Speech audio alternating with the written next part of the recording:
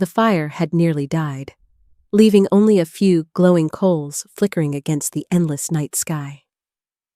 Nathan Cole sat on the sand, his hands raw from hours of failed attempts to weave a bamboo raft.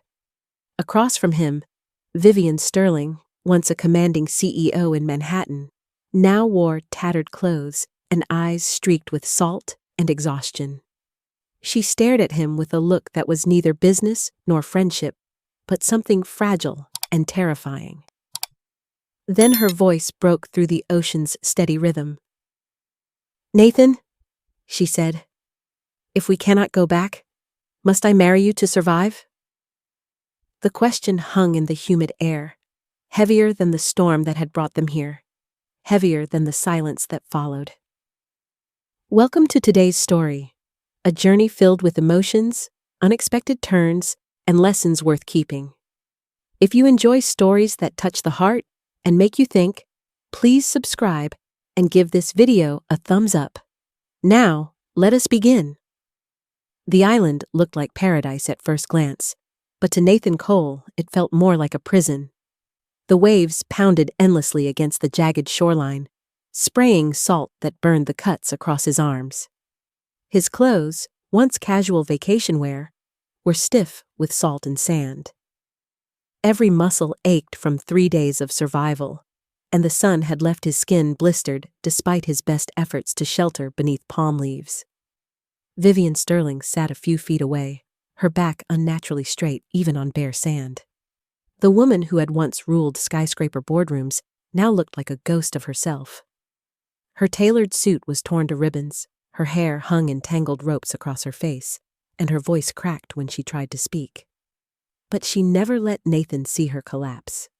That refusal was her armor, even here, where nothing from her old life mattered. Nathan's thoughts drifted constantly back to Miami. He imagined his 7-year-old daughter, Zoe, at the kitchen table doing homework with her grandmother. He pictured her gap-toothed grin, the one she had flashed just before he boarded the plane.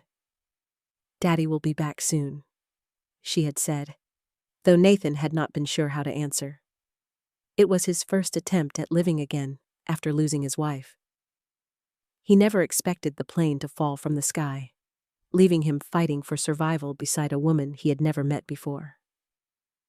The crash itself replayed in flashes, the deafening roar of engines, the sudden drop that made his stomach lurch, the sickening crunch of metal against water. Then darkness, fire, and screams that were swallowed by the sea. When Nathan stumbled onto the sand, only Vivian emerged alive beside him. Since then, the two of them had been forced into a partnership neither wanted, both too proud to admit how badly they needed each other.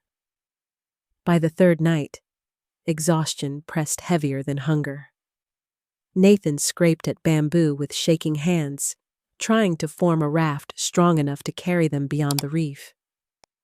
Vivian sat by the dying fire, eyes following the waves as if she could bend them to her will. She finally spoke, her voice a low rasp. "Nathan, if we cannot go back, must I marry you to survive?"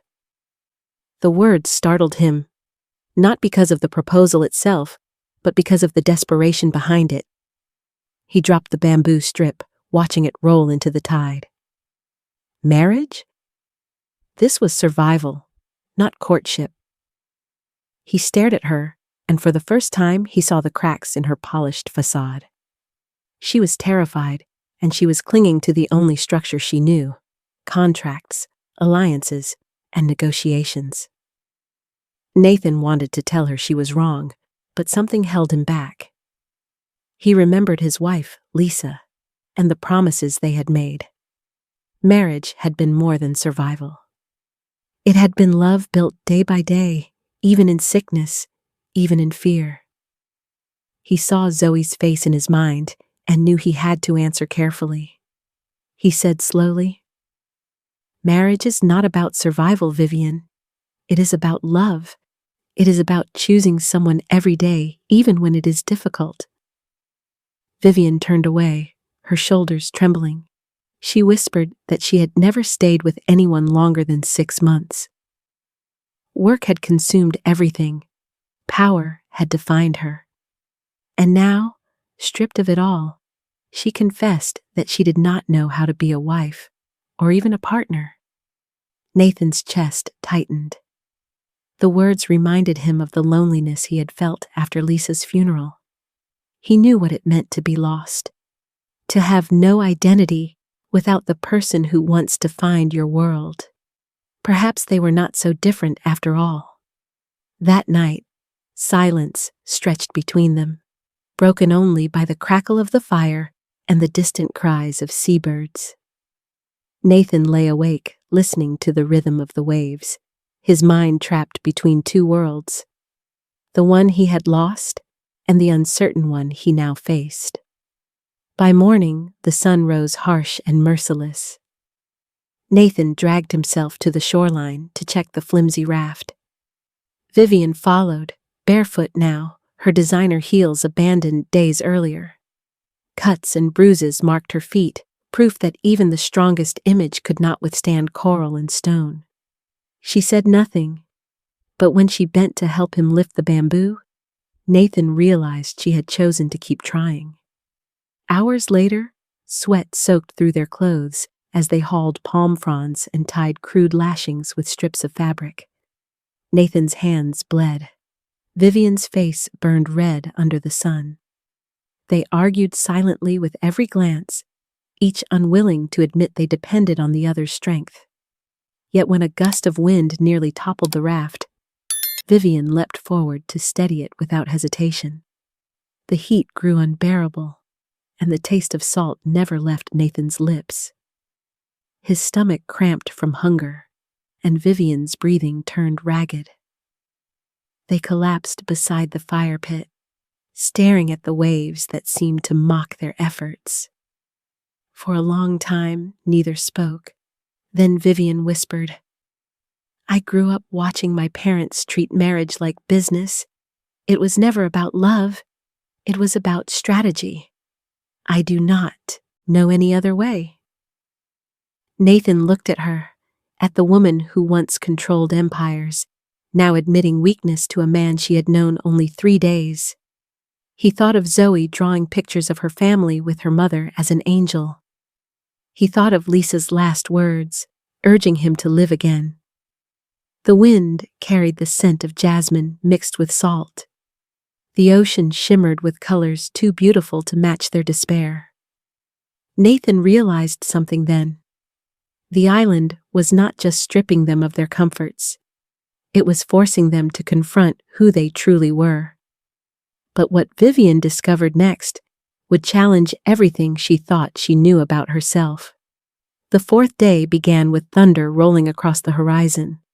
Clouds gathered, dark and heavy, and the ocean turned a shade of iron. Nathan Cole rose early, his body stiff and sore from another night on the sand. He searched for coconuts, cracking them open with a rock, the juice sharp and bitter on his tongue.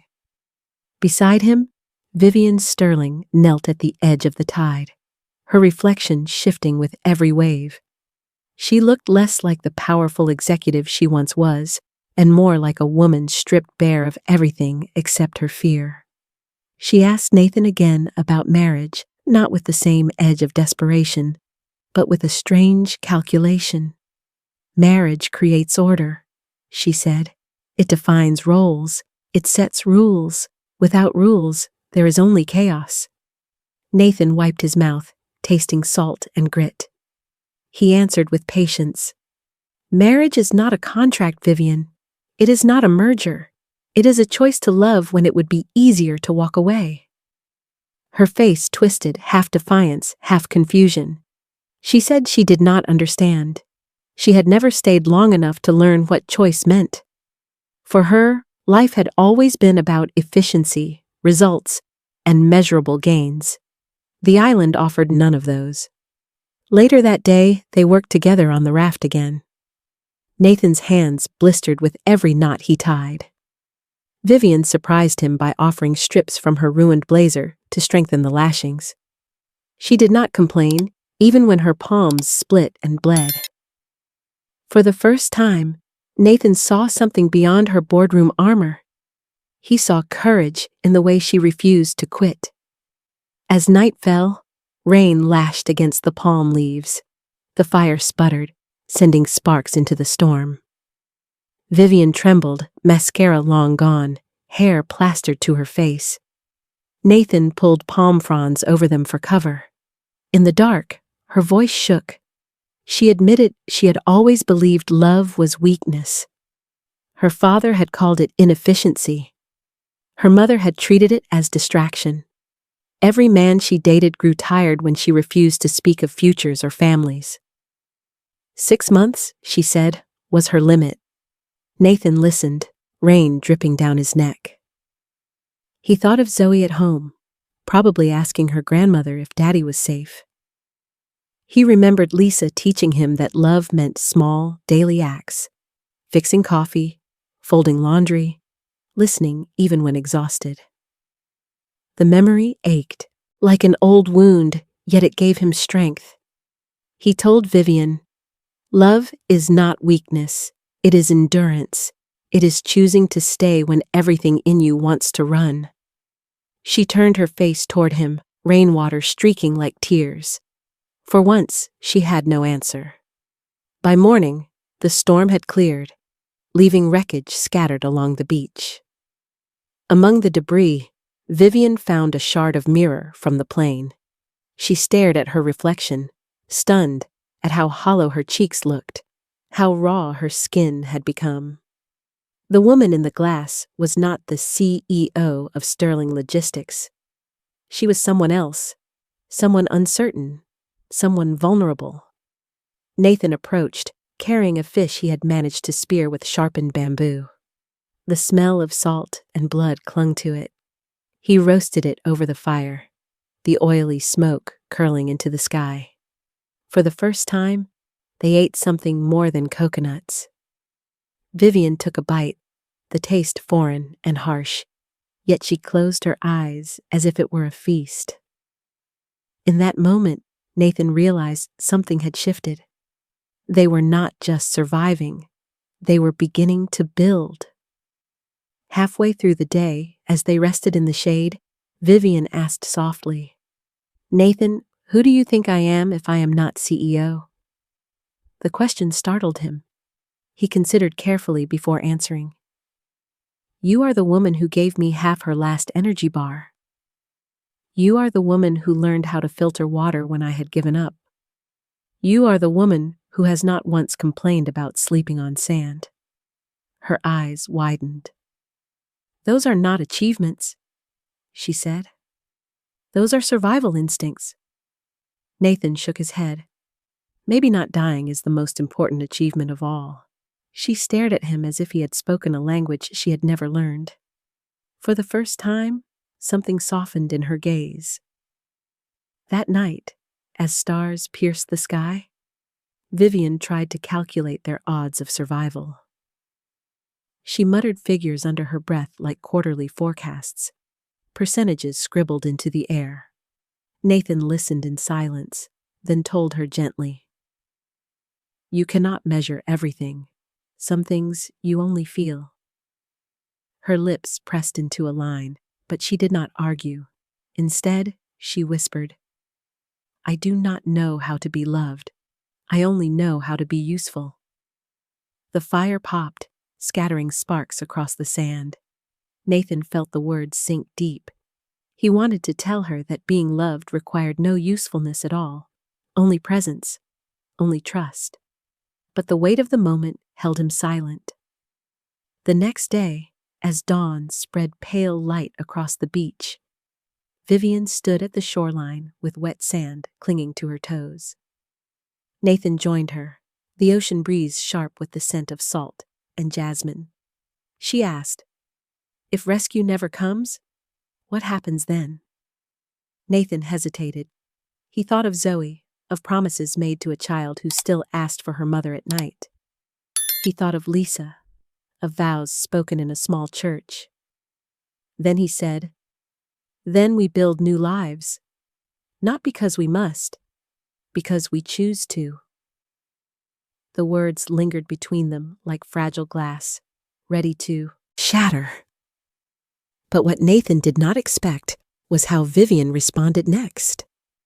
The island grew quieter with each passing day, but inside Nathan Cole, the noise only grew louder.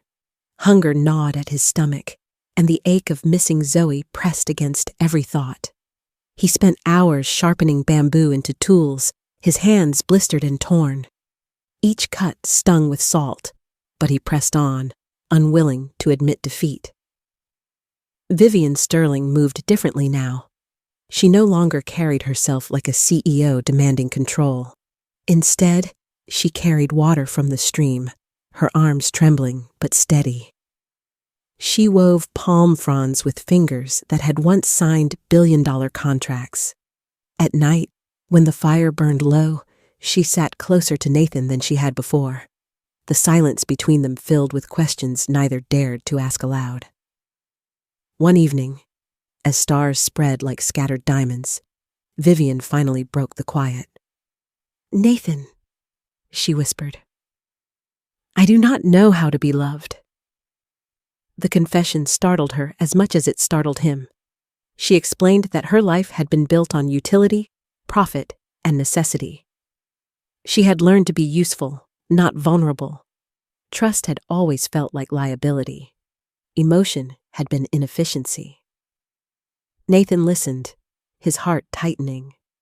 He thought of Lisa, his late wife, and the love they had built from ordinary moments.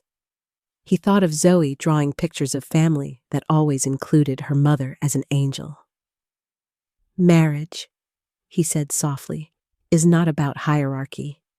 It is about partnership. It is about choosing someone even when they are impossible to love." Vivian turned away, her shoulders shaking. The firelight revealed tears carving paths through salt-stained skin. She whispered that her parents had called marriage strategy, alliance, integration. Love, she said, was never part of the equation. Nathan reached for driftwood, poking at the fire until sparks spiraled into the night. He said, "Maybe this island is teaching us what equations cannot." The words lingered, heavy with meaning. Days passed, and their fragile bond deepened through survival. Nathan showed Vivian how to fish, his hands guiding hers as she gripped the bamboo spear.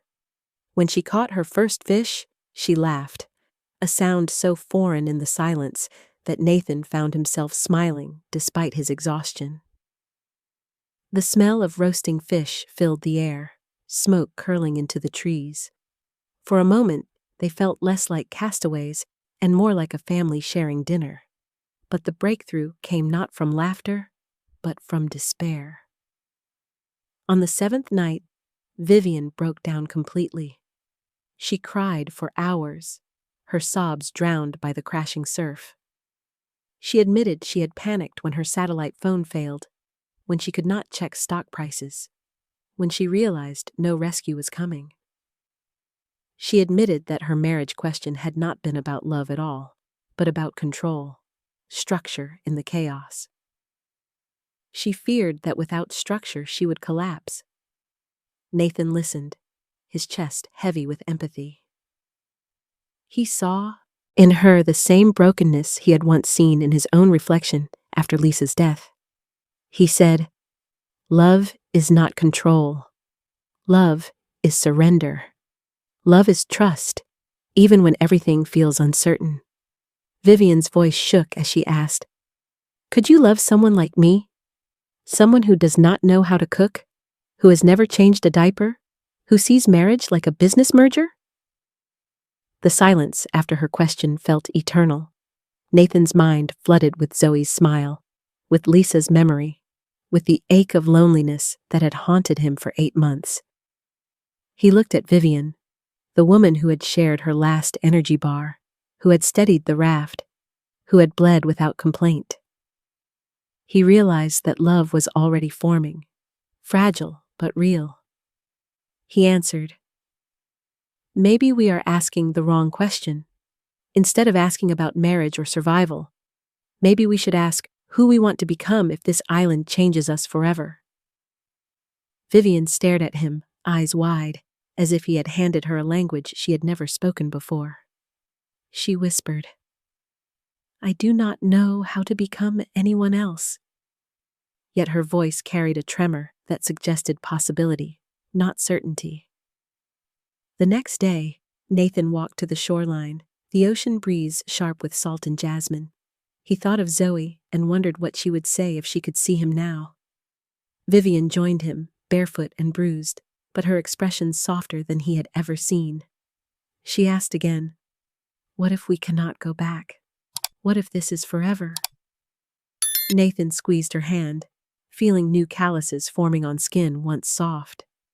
"Then we build new lives," he said. "Not because we must, but because we choose to." Vivian looked down at their joined hands as if seeing such a thing for the first time. For a long moment, neither moved. But what happened next would shift their fragile balance into something neither had expected. 3 months passed before the distant thrum of helicopter blades broke the rhythm of waves. Nathan Cole and Vivian Sterling lit their signal fire with shaking hands, the smoke curling into the sky like prayer. When the Coast Guard lifted them from the sand, their bodies trembled from weakness, but their hearts carried something unexpected.